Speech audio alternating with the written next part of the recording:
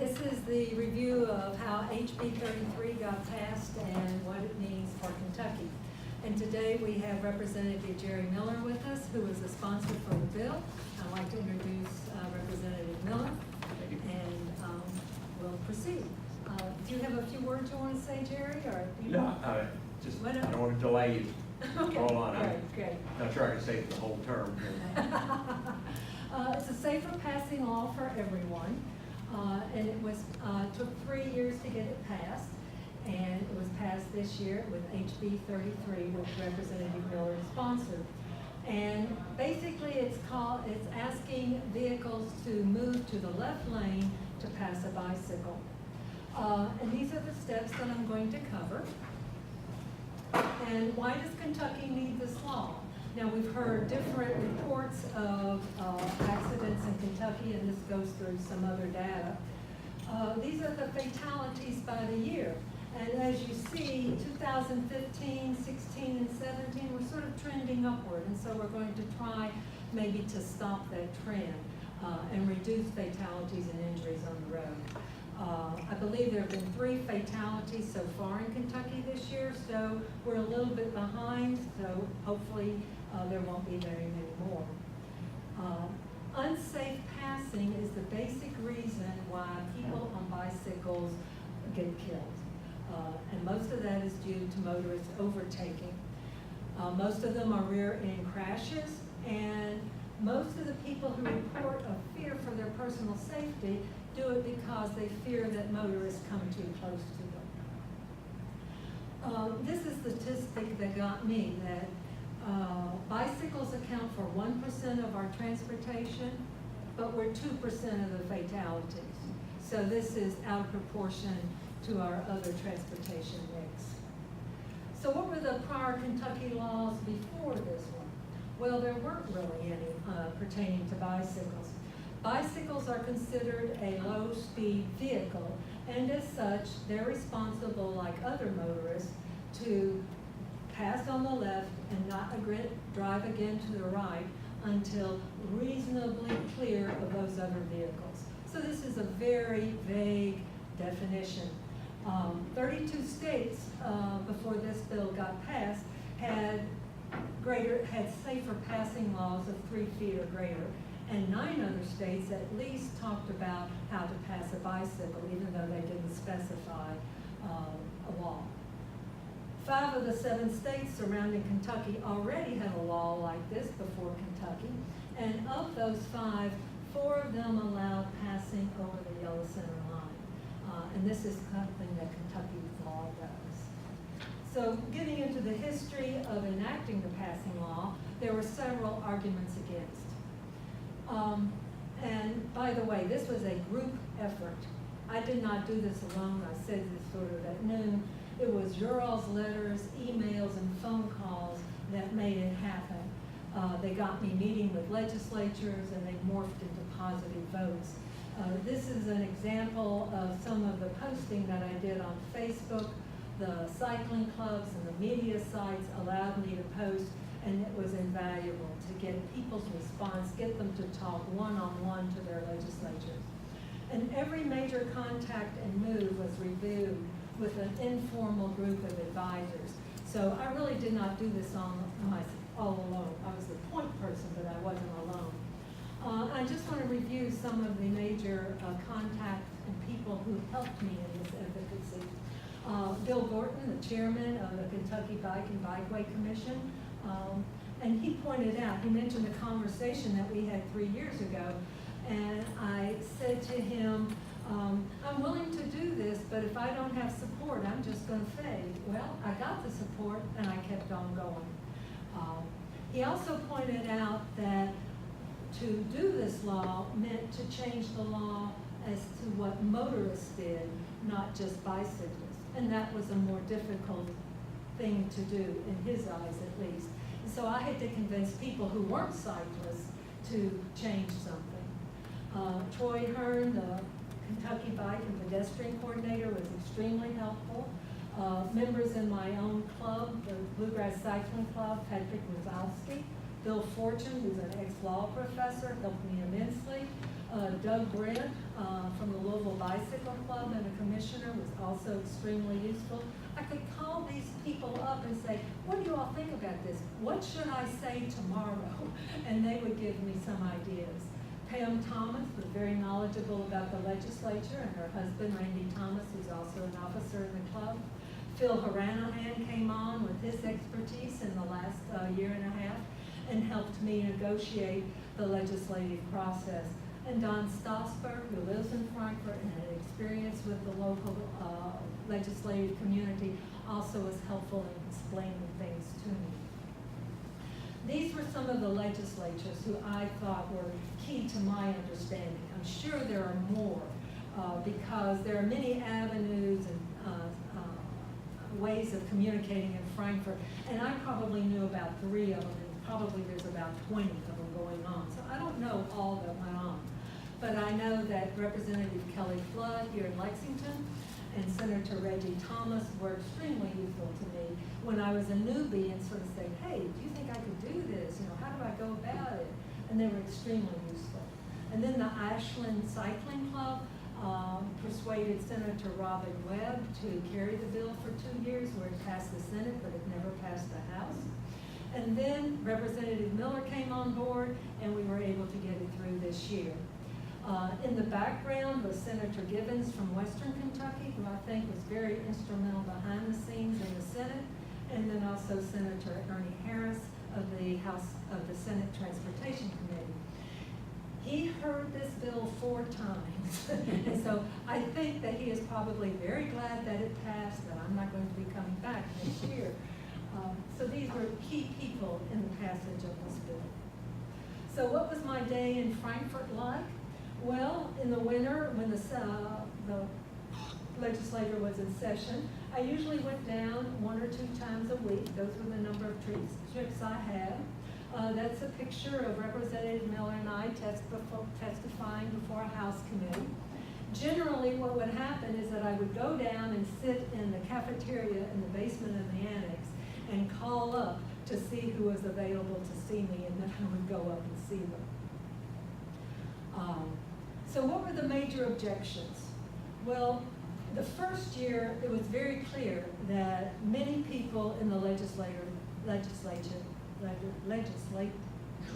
did not want any bikes on the roads. And it was pointed out very clearly to me. Making road cycling safer, as one prominent representative said, would increase road cycling, or at least the perception that it is safer would increase road cycling, and therefore make roads more dangerous. So this is the type of opposition that I had in the first year. Roads are for motorized vehicles and people who drive to and for work on them. They should take priority. Bicycles back up and slow down traffic. Cycles do not pay road taxes. Bicycles should not be on the road. So this is the major opposition. So this is completely different than the complete streets policy that we're hearing in some of our other sessions today. In 2017, it did pass the Senate, but a very dangerous floor amendment got attached. And it was exceptions for commercial or farm vehicles with weights greater than 26,000 pounds. So this would be open season for our trucks to pass as close as they would want to a bike. It was not heard in the House Transportation Committee, and thankfully it died. In 2018, Senator Harris wanted to amend to require daytime lights. And this is one of the issues where adventure cycling and the League of American Cyclists really came to my rescue, because I sent out emails saying, how do I deal with this? And then they sent me back information that I could use. It's a good idea to use lights in the daytime for many of us, but it's not a good law. The legal burden then is shifted from motorists to be vigilant to cyclists to take extra steps to be visible. So if you are visible but did not have a light and had an accident, then it could be seen as your fault. Also, having mandatory daytime lights would take away from the effort and would sabotage getting better infrastructure. It would be seen as a quick fix. Also, there's no accepted best practice for the type and strength of lights that one would use. It would hurt cycling tourism because no other state requires daytime lights, and so we would have out-of-state cyclists coming and they would be confused as to what to do. Also, it's basically impractical. I mean, we would almost have to have a different system than battery lights to be able to maintain lights continuously throughout the day. So what is the Kentucky law on daytime lights on bikes?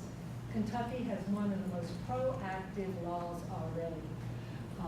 We're only one of 13 states that require a rear red light when it is dark or when there is low visibility. So we already have a strong pro-lighting law. 1/2 hour after sunset and 1/2 hour before sunrise, and at other times of low visibility, we are supposed to have lights on.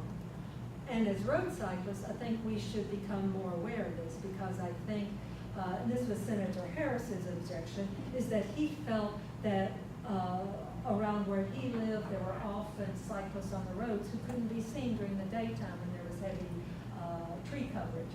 So we should probably be more aware that low visibility times will occur to us on these country roads with lots of trees. Also last year, this was another hurdle, Senator Hornbeck wanted to prohibit and then limit side-by-side riding, because he viewed it, and other people did, as dangerous on narrow and hilly roads. It was more difficult to pass. And in fact, in the Senate Transportation meeting, there was a officer from the state police who testified in favor of the law, but when asked about riding 2x2, he said it was dangerous. So we need to do much more education around this issue. I think Adventure Cycling perhaps sent me this. I'm not sure if it was that or the league. Sent me the study from North Carolina. And they made the point that there are no recorded hits from behind when cyclists ride two abreast. But there are hits when people are riding in single file. So riding two abreast really makes people more visible on the road. What it does is that it causes motorists to take the adjacent lane if they're going to pass cyclists, and therefore it's a safer passing, even though overall it might be slower for traffic. Riding two abreast tightens the group and also allows better passing in some situations. Only three states restricted, but 39 states specifically allow it.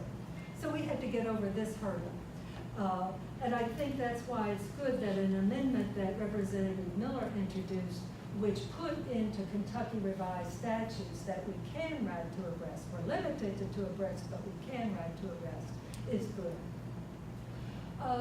So the major objection where I think we had to compromise was that they said no room to give 3 feet on narrow roads, that it would impede work and farm traffic.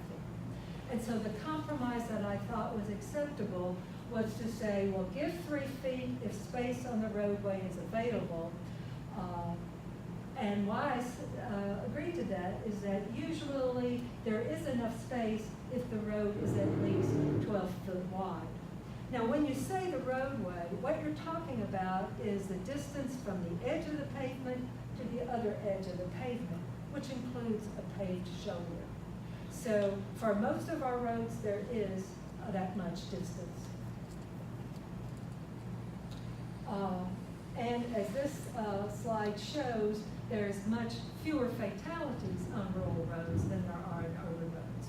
So to get the bill passed, this is the compromise that was accepted.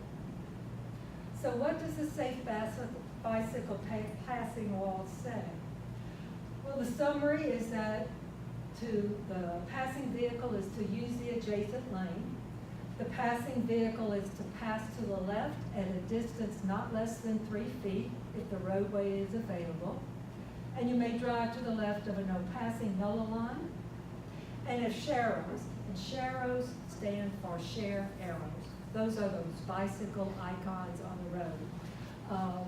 If those are present, you do not have to stay as close to the right as practicable as we are required to do in all other situations.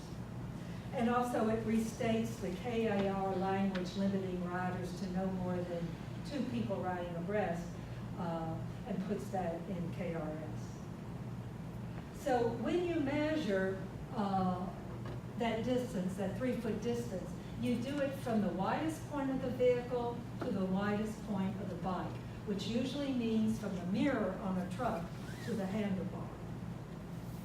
And after the law was passed, I got a few phone calls about this, that the 3 feet also means how far the vehicle is from the bike, even if the bicycle is in a bike lane. And this is what I tried to illustrate with my pictures here, is that, you know, the car could be in their lane and I could be in the bike lane, but they still need to give me 3 feet. And legally, you can cross the yellow line. And when the highway people who made these laws up, who came up with these laws, created no passing zones, the assumption was that both vehicles would be going near the speed limit. But a bicycle is a low-speed vehicle, and so it's much easier to pass a cyclist than it is a car. Also, there's better visibility because we're smaller and you can see around. So Kentucky is the 14th state to allow crossing the center line to pass a bicycle or a slow-moving vehicle. But it is not a replacement for bicycle lanes and separation from cars.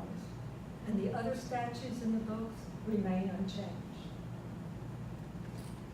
Oh, by the way, I think the speaker from the league talked about this. There's an excellent white paper on safe passing laws that is now on the league's website. So what do we do now? Well, we get the word out about the 3-foot law. And how do we do it? Radio announcements, PSAs, information flyers. I wish Troy was in here because I'd like to look him directly in the eye and say, ideally the state could put a highway sign saying motorists give 3 feet on the share the road sign. I just asked Troy that at lunch, and he said that as of now, there is no Kentucky 3-foot sign. Right, right. But hopefully there will be. And examples are in Utah or in California. And also we can use the Paul and I grants. What's coming up is a ceremonial signing of the law that will happen sometime in September. And so hopefully that will have lots of publicity with it and lots of people will attend, and that will be another way to get the word out about the new law. Changes to educate. What will first happen is that because there is a change in the law, they will revise the bicycling section of the driver's manual to reflect that. And then other things that can be done is to require mandatory bicycle and pedestrian questions on the driver's exam, share the road driving training for state employees, questions on the CDL exams that reflect this, information on rights and responsibilities for cyclists in diversion programs, put minimum 3 feet on license plates, cycling signs, and support local initiatives. The law does not require a penalty. However, it is in part of KRS they could have a penalty if so desired. And if a penalty was to be used, this is the type of gizmo that could enforce it. Basically a sensor on a bike that would tell how far you are from the vehicle. This is one that is used, I think, for demonstration purposes in Cleveland. Future directions. Future legislative opportunities and challenges. Other vulnerable user laws. We're considered a vulnerable user on a highway. And other vulnerable users are horses, pedestrians, mopeds, motorcycles, etc. So all the laws that would protect that group could be seen as future challenges. Laws about electric bikes. Perhaps repeal the state's mandatory bike lane law that you must use a bike lane if it's there. Adopt a statewide complete streets policy. This is something we might want to think about. Dooring, harassment, and helmet laws. Kentucky is only one of 9 states that does not have a dooring law. In other words, a law that addresses when you open a door, you're going to hit a cyclist. Maybe we might want to take up Idaho or rolling stops that allow cyclists to treat a stop sign as a yield sign and a red sign as a stop sign. And typically, every legislative session, there's a bill that comes up that wants to perhaps put a fee or tax to ride bicycles on roads, the idea of registration on bicycles, require lights or flags on bicycles. Now, there are different varieties of these, and perhaps some of them bicyclists would go for, some of them would not. But I think these are things that as a cycling community we should be aware of and have a response to if they do come up. So after my work, and I was able to do what I did because I had the biking of the cycling community, I had a one-track focus on getting this bill passed. I could move with advisors telling me how to move. But what we need is a statewide group that speaks for cycling. And this basically is what would be called an education group. Could be called an advocacy group. But an advocacy group, as talked about in some presentations this morning, has a not good connotation. Right now what we have is the Kentucky Bicycle and Bikeway Commission, but it is basically an arm of the government and is not really truly independent.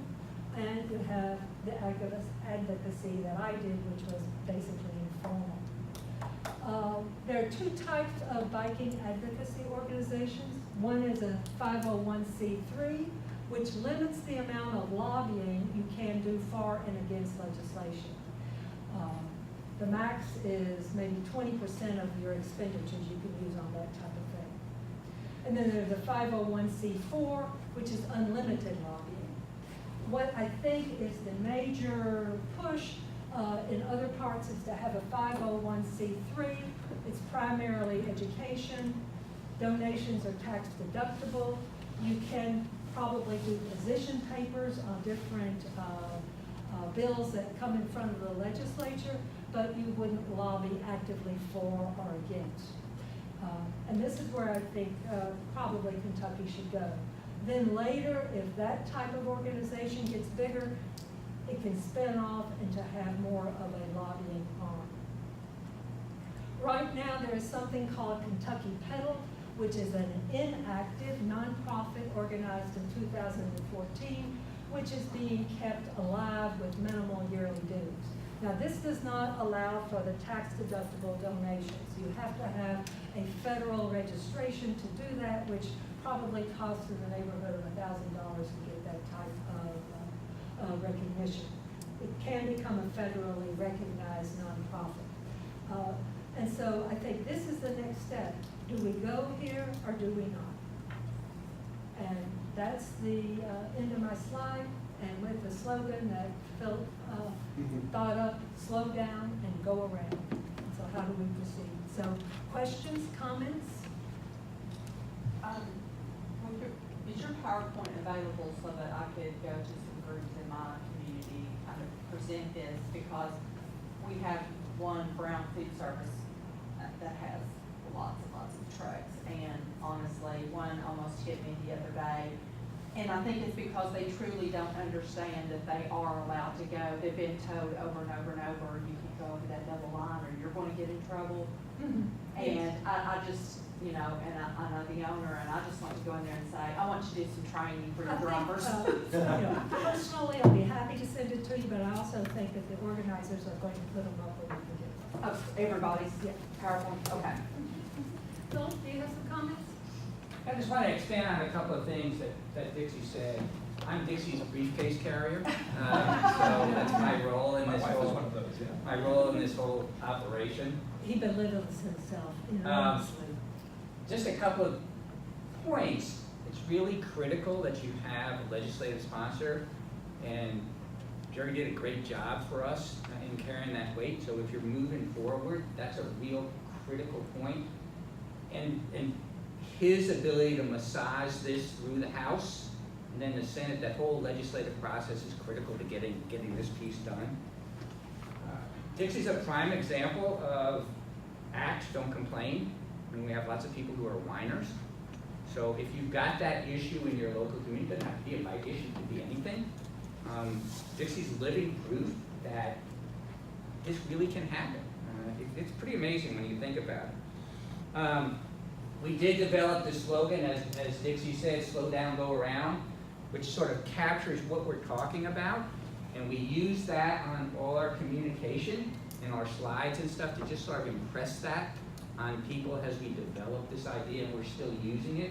It's not copyrighted, so please feel free to use it yourselves if you want. Dixie talked about that we didn't put a criminal penalty on this. That was just going to be too hard to do. So with Representative Miller's input and stuff, we decided we're not going that way. Because what we really want is we want that education issue. So I'm a rural rider. I live in Bourbon County. I do most of my riding on Bourbon County, and it's a typical, for those of you who aren't from here, it's a typical rural place, even though we're right next to Fayette County. And those horse vans with the California mirrors and the dually wheels are not going to drop those back wheels off the side of the road to let you go by. So I got involved in helping Dixie because it's an issue that's near and dear to my life, because I ride mostly out there in rural roads. So no criminal penalty helps us to get it through, and our main purpose is that education issue, that education stuff. So the list of items that Dixie had on the list is critical. The other thing I would ask, I don't know if anybody in here happens to own an advertising agency, but if you have somebody in your bike club who has an advertising agency, please send an email to Dixie and she can get a hold of me, because we really would like to do about a 30-second PSA, video PSA. So what we would do with that 30-second PSA is we would make it available primarily to the bike clubs who have those contacts with your local TV station. And we like to do about a 15-second audio PSA. So as we come into riding season in the spring, we could get these PSAs on TVs and on radio, just to make people, again, as we come into riding season every year, aware that this is the law, etc. So if you've got an advertising agency, please see me. If you've got connections, or if you've got a board member that's got an advertising agency, or if you've got a lead to an advertising agency, please let me know so we can get to. Someone put this together. Yeah. Right? That's nice graphics. Yeah. So I'm gonna talk to you after, I got somebody. Perfect, Got the perfect. guy. Because that's the next step, is what do we do with it? It's great to have a law on the books, okay? But we all, for everybody who rides on the road, 98% of us get 98% of the cars give us all the room we get. The 3% don't, or 2% don't, my math isn't great. And if we could educate 1/2 of that 2%, that would still help us. Wanda and I make some PSAs, but they certainly aren't as good as what an advertising agency. Oh, yeah, yeah. you just- Legislative Research Commission, which is kind of our support structure in the legislature, we've done one PSA, and they sent it out to all the radio stations in Kentucky. After the formal bill signing in September, we're going to have them do another one, maybe beef it up a little bit. But we send those out to the radio stations. The rural radio stations eat it up because it, Something to put on. it's something to put on the air. Not so much the urbans.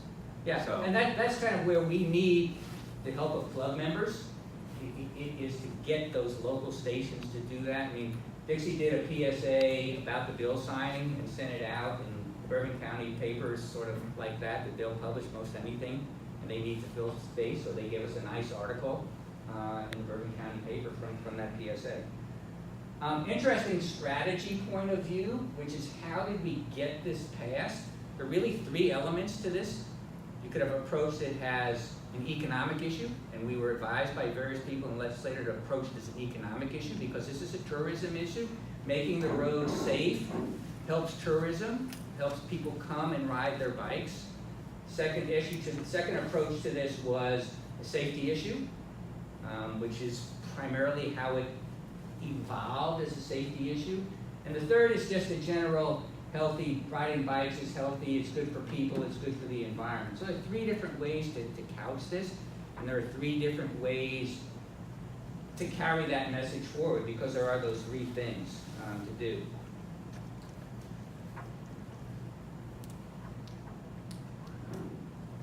floor amendments. And I gotta quote this song, you don't always get what you want, but if you try real hard, you'll get what you need. That's the story of this, okay? Because last year, when they put this floor amendment on, various people in the cycling community sort of went crazy. And they said, how could you put that thing in about commercial that defeats the bill? And to some extent, we start with the best bill we can get, and then it sort of gets out of our control for a while when it gets to the floor amendments and people want to put things on.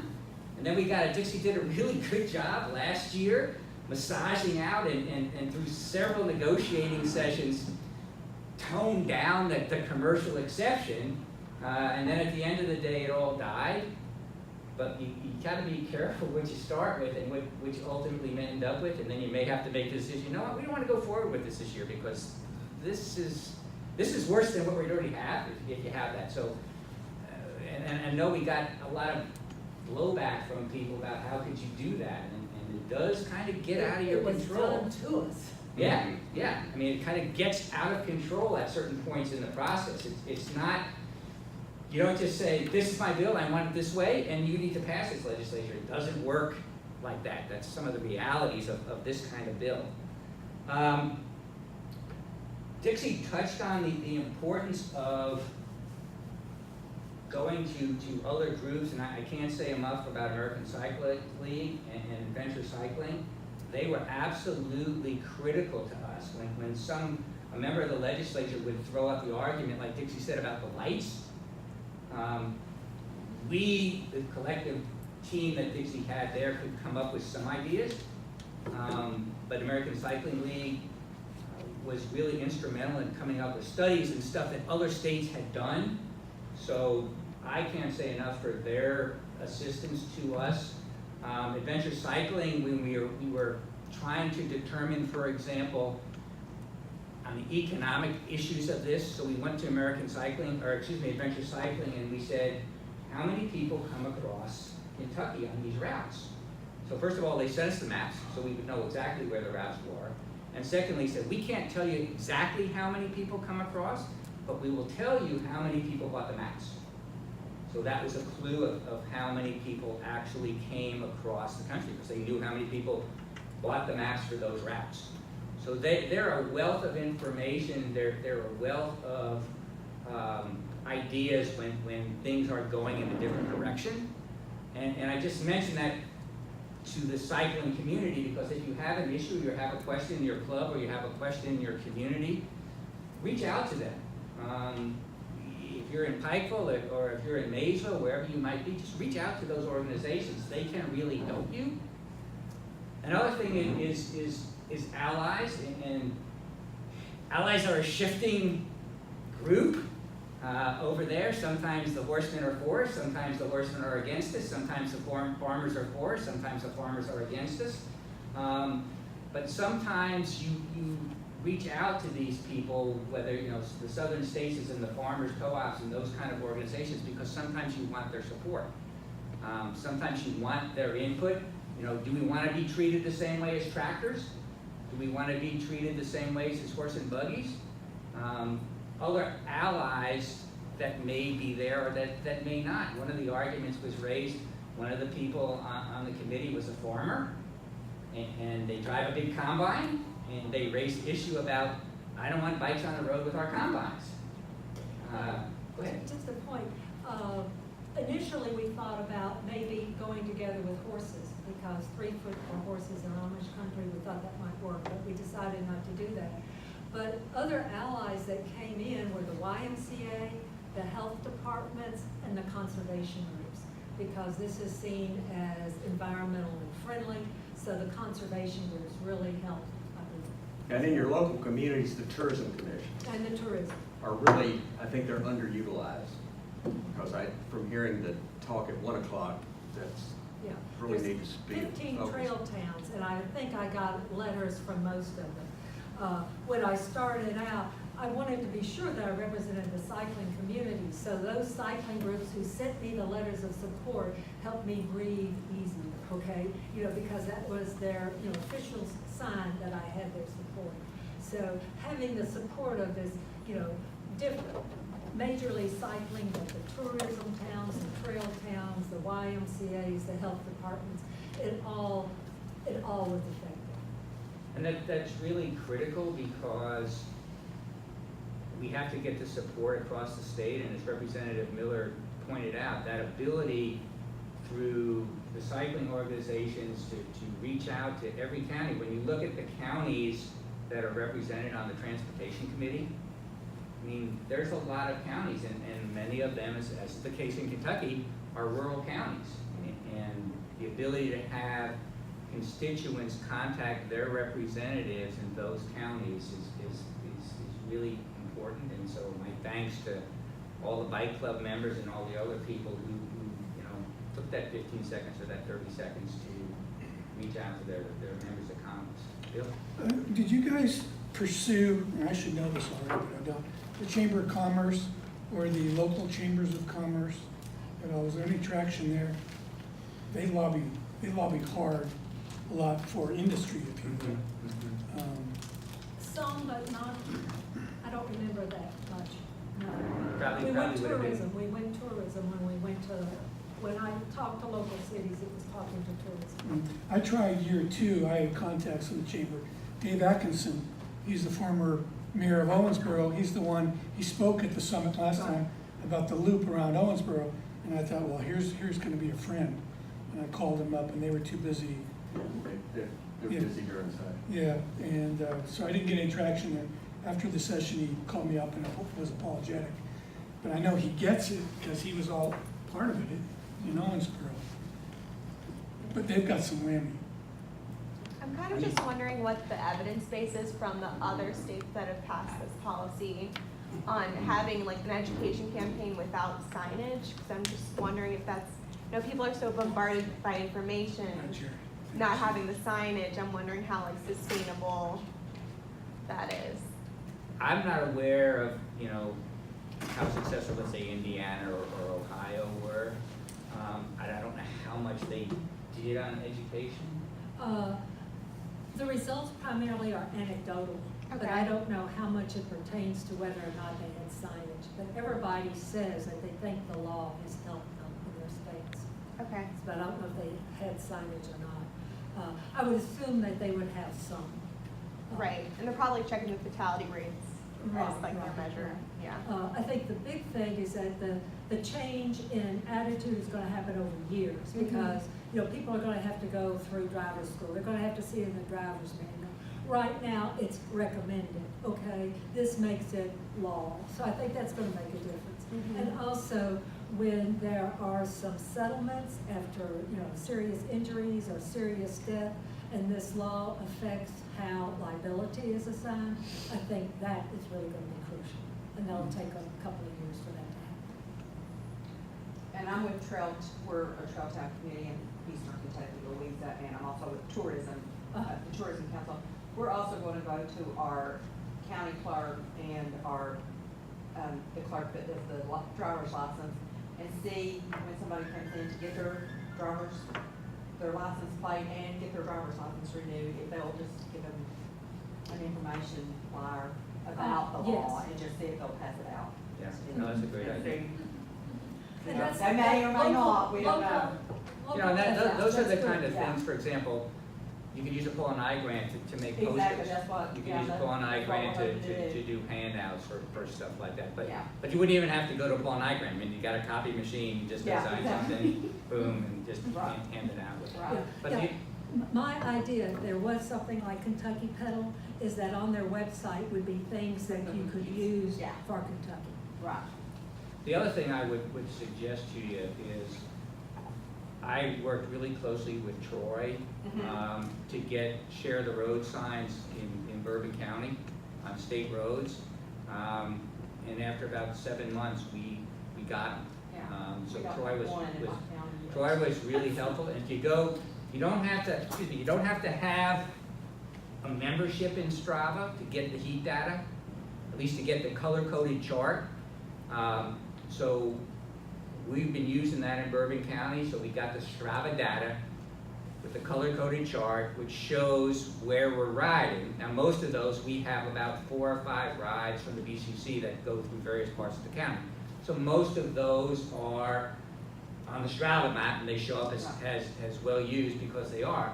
So Troy is really good at working with your local Kentucky Department of Transportation to get the signs where you want them. And then the next step, which is what we're working on now, is working with your judge executive on the county roads, because in Bourbon County, we have a lot of county roads too.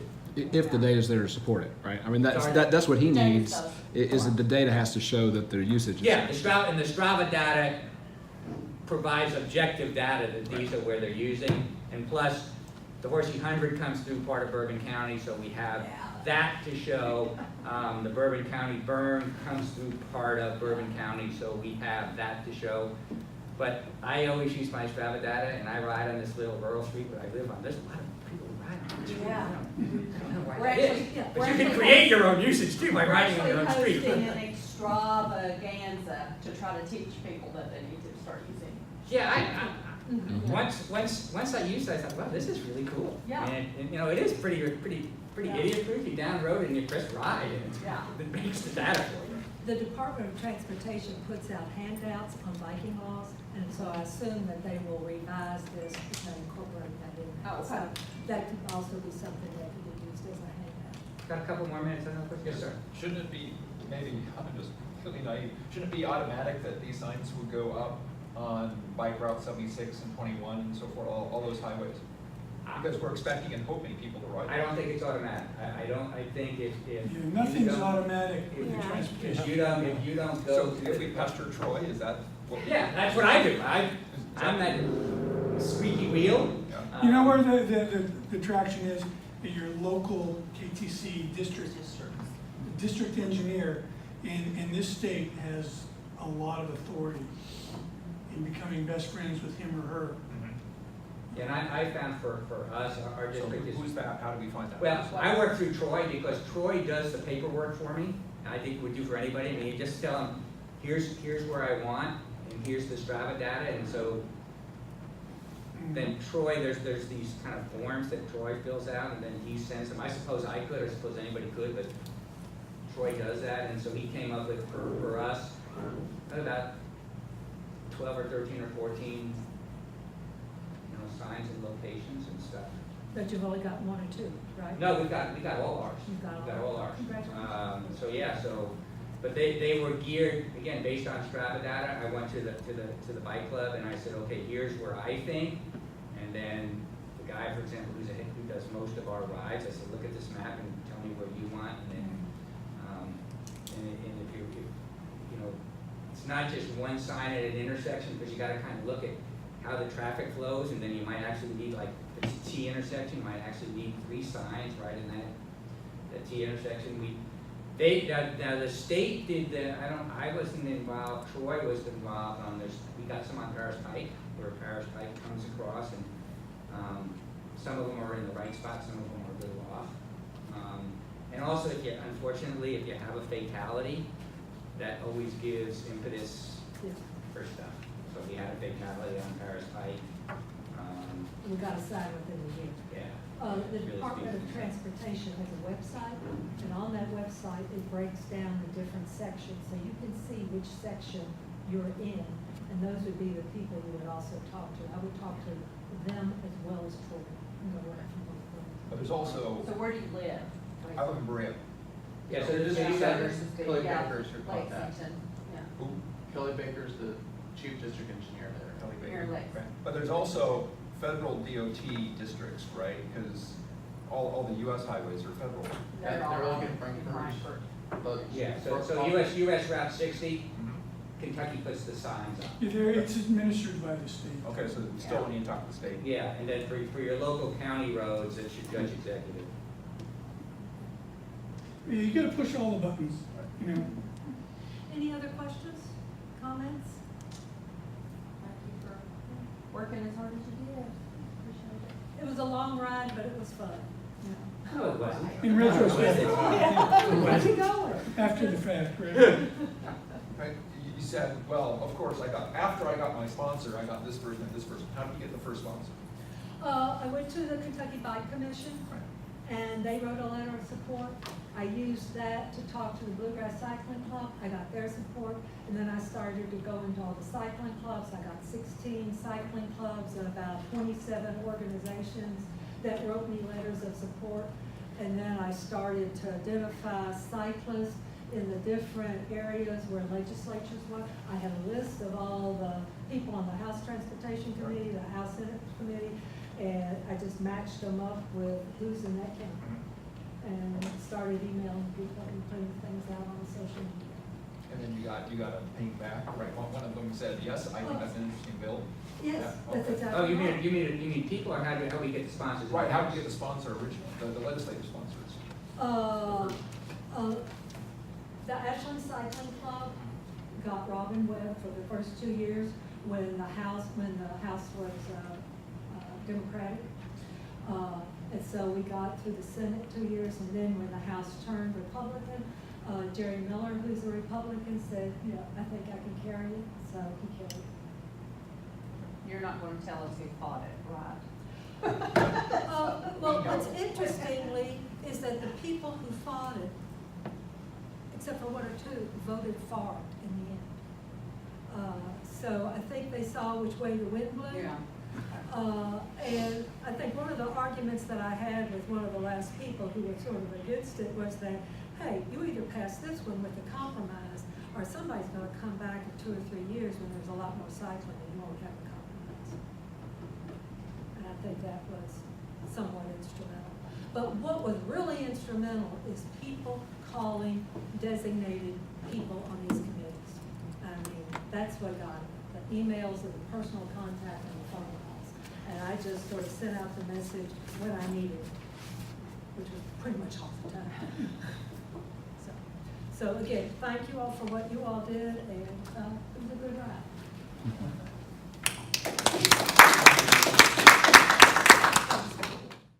Hi everyone, I hope you enjoyed this episode of the Kentucky Cycling Connections series. The Kentucky Cycling YouTube channel is a volunteer effort aimed at promoting cycling in the Bluegrass region. You can support this work by sharing the videos on social media. Also, please like the video on YouTube and subscribe to the channel. Thanks.